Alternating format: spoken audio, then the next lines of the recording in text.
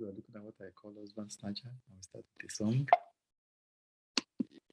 The greatest thing in all my life is pleasing you.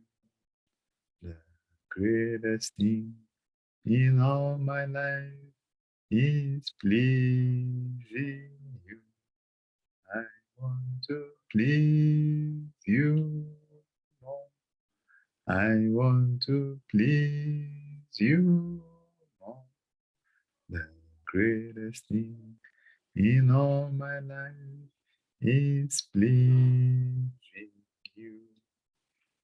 Okay, polygamy is actually trending, particularly in the Nigerian Twitter sphere, because someone has gotten a second wife who is also kind of like a celebrity, and he didn't inform the first wife, and now he has a child of that relationship, you know. But it tells you a lot about the kinds of stress that comes with polygamy. And some of it is actually recorded in scripture. Genesis 30, verse 15. But he said to her, is it a small matter that you have taken away my husband? That's where the title of the podcast is coming from. Will you take away my son's mandrakes? Even though these were sisters, they are not negotiating about who is going to sleep with the husband tonight. So in those kinds of polygamous relationship, a lot of stress, toxic relationship. In fact, in some instances, some children can actually lose their lives because of the intense competition between the wives, trying to get the affection of the husband, inheritance, and all those kinds of things. And in some instances, in fact, in many instances, those that come from those kinds of background, they don't ever go into those kinds of relationship. They become very monogamous in terms of their marriage outlook, their marital outlook.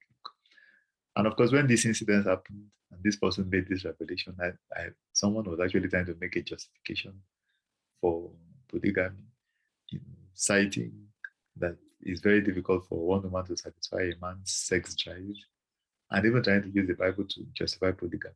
I mean, the only way in which you can justify it is an African, it's very African, it's very Afrocentric, it's something that is very common in Africa. And I know some religions also sanction it, but don't use the Bible to justify polygamy.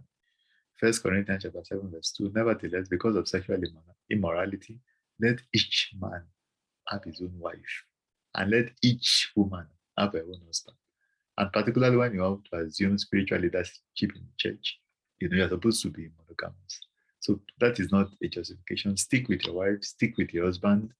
Don't go into any other kinds of illicit relationship, including polygamy. That is how to please God.